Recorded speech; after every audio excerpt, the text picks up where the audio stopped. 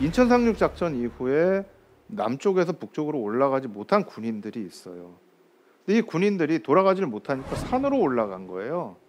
산에 올라가가지고 게릴라 투쟁을 한 겁니다. 게릴라들이 살기 위해서 보급 투쟁이라는 걸 하는데 그 산 근처에 사는 주민들이 엄청난 피해를 입게 되는 거예요. 근데 그게 대부분이 1950년 인천 상륙 작전 이후에 정전 협정이 조인될 때까지 그 활동들이 이루어져요. 심지어는 정전 협정 이후까지도 그 게릴라들이 활동을 합니다. 그러니까 그 지역에 있었던 주민들이 굉장히 많은 피해를 입게 되는 거죠. 근데 이러면서 이제 양민학살 사건들이 일어나게 돼요. 낮에는 태극기, 밤에는 인공기. 그러니까 낮에는 대한민국 군인들이 지키지만 밤이 되면은 게릴라들이 내려와 가지고서는 그 민가에서 밥을 안 주면 먹고 살 수가 없어요. 그러니까 그거에서 가져가는데 낮에 또 한국군이 들어와 가지고 우리 군인이 들어가서 니네 게릴라들 도와줬지, 밥 줬지, 이러면서 이제 게릴라 토벌 과정에서 학살 사건들이 발생하게 되는 거예요. 그러니까 이 인연이라는 과정이 사실 너무나 지옥 같은 과정들이 전선에서뿐만 아니라 후방에서도 일어나게 되는 겁니다. 근데 이 후방에서의 전쟁을 제가 또 하나 강조하는 이유가 있어요. 현대전은요, 무기가 굉장히 발전했기 때문에 예전에는 전쟁을 하면 전선에서만 사람이 죽었어요. 근데 이제는 그렇지가 않아요. 후방에서도 많이 죽습니다. 근데 한국전쟁 때는 후방에서 아까 말씀드린 토벌 과정에서 많은 민간인들이 피해를 입었고, 또 그게 그 이후까지 지금까지도 저는 사실 영향을 많이 미친다라고 생각을 해요. 이 토벌 과정에서 토벌하는 쪽에 편에 섰던 사람과 그 토벌 과정에서 피해를 입었던 사람들 사이에 앙금이라는 게 사실 아직도 좀 남아 있는 게 있습니다. 이런 게 굉장히 오래 가요. 그러니까 끝나야 될 전쟁이 끝나지 않고 2년을 더 끌면서 이렇게 오래 간 건데, 이제 이런 상황이 발생을 하니까 이게 이제 보도가 된 겁니다. 특히 이제 지리산 주변에 있는 지역, 거창, 함양 이런 지역에서 빨치산을 토벌한다라는 그런 과정에서 억울하게 민간인들이 죽은 거예요.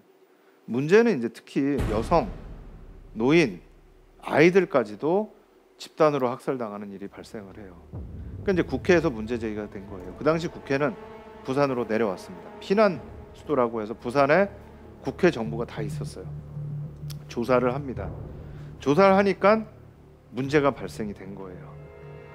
그래서 조사단을 파견을 해요. 그 지역 가서 조사를 하자. 근데 조사단이 파견이 됐는데 중간에 게릴라들이 습격을 해요. 조사를 못 해요. 알고 봤더니 습격한 게 게릴라가 아니고요, 한국군이 게릴라로 변장을 하고 습격을 한 거예요. 조사 못하라고 하게. 그래서 이제 책임자에 대한 추궁을 하기 시작을 하는데 이게 이제 정부하고 연결이 돼 있는 거예요. 이제 그러다 보니까 국회의원들이 더 이상 우리는 대통령을 믿지 못하겠다, 개헌을 하겠다, 내각제로 개헌을 하겠다라고 이제 얘기를 해요. 근데 내각제로 개헌을 하겠다 그러니까 이승만 대통령은 나는 내가 나라의 국부인데, 내가 최고 지도자인데 내각제가 되면 국무총리가 실권을 갖게 되고 대통령은 실권이 없잖아요. 나는 이런 개헌을 할 수가 없다라고 하면서 내각제 개헌한 국회의원들을 통째로 체포를 해가는 거예요. 버스 타고 출근하는 국회의원을 체포해가는 장면이 바로 저 장면이에요. 내각제 이런 거 말도 안 돼 하면서 대통령은 또 대통령대로 직선제 개헌안을 냅니다. 왜냐하면 첫 번째 저희가 이 재헌헌법에서는요, 대통령을 국회가 뽑게 돼 있었습니다.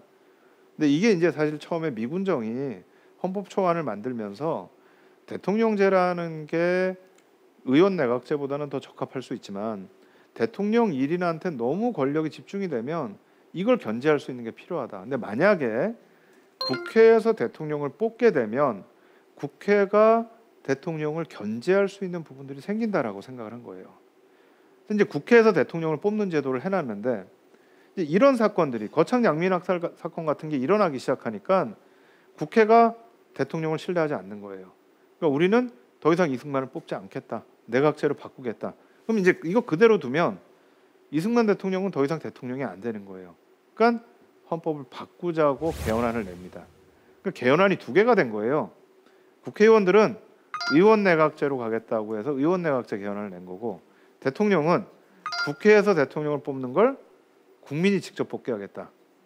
이러면서 이제 개헌을 낸 거예요. 만약에 저희가 이제 민주화 시대를 얘기를 하면 87년에 한국이 민주화되면서 국민 직선제가 됐잖아요. 근데 그것과는 지금 다른 의미예요. 52년의 직선제는 이승만 대통령이 내가 더 하겠다라는 의미의 직선제입니다. 두 개가 냈는데 이게 이제 대립하는 과정에서 헌법이 통과되려면 국회가 동의를 해야 되잖아요.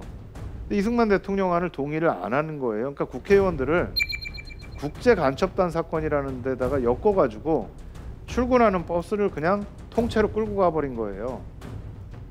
그러고서 이제 국회에다가 압력을 넣어가지고 발췌 개헌안이라는 걸 통과를 시켜요. 이게 이제 저희가 얘기하는 부산 정치 파동이라는 겁니다. 근데 이제 이걸 하기 위해서 부산의 깡패들을 또 동원을 합니다. 따뻘떼라고 하는데요. 근데 부산 근처에 또 공비들이 출연을 해요. 이건 사실은 부산 근처에 공비가 있을 수가 없는데 공비가 출연해요. 그러니까 부산에다 계엄령을 선포를 합니다. 그러니까 계엄령을 선포하는데 사실 지금 전선이 부산에서 굉장히 멀리 있거든요. 그러니까 유엔군 사령관도 도대체 지금 전선은 저 멀리에 있는데 부산에서 왜 계엄령을 선포하느냐라고 항의를 할 정도로 이유가 없는데 계엄령을 선포를 해요. 뿐만 아니라 유엔군이 미국만 있는 게 아니에요. 특히 영국과 캐나다에서 왔던 유엔군이 항의를 합니다. 우리는 민주주의를 지키러 왔다. 근데 보니까 이게 민주주의 국가가 아니에요. 국회가 하는 걸 못하게 하고 계엄령을 선포하고 공산 간첩이라고 국회의원들을 잡아가고 도대체 우리가 왜 여기에 와 있어야 되지? 이런 문제 제기를 해요. 그러니까 심지어 이렇게 되니까 미국 쪽에서 이승만 대통령을 제거하기 위한 쿠데타 계획을 세우기도 해요. 물론 실행되지는 않습니다. 그 당시에 이제 미국 문서들을 보면 만약에 그런 쿠데타가 실행됐을 경우에 국제적으로 굉장히 안 좋은 소리들이 들릴 것이다. 특히 거기에 미국이 개입했다라고 할 때는 많은 비난을 받을 것이다. 그래서 이제 이 쿠데타 계획은 결국 실행은 되지는 않습니다만 그럼에도 불구하고 이 부산 정치 파동 자체는 당시에 유엔군들한테 도대체 이 전쟁에 내가 왜 참여해야 되느냐라는 그런 문제 제기를 할 정도로 상당히 부정적인 영향을 많이 미치는 사건이었습니다. 이것도 역시 후방 전쟁의 하나로 진행됐던 굉장히 중요한 사건이고요.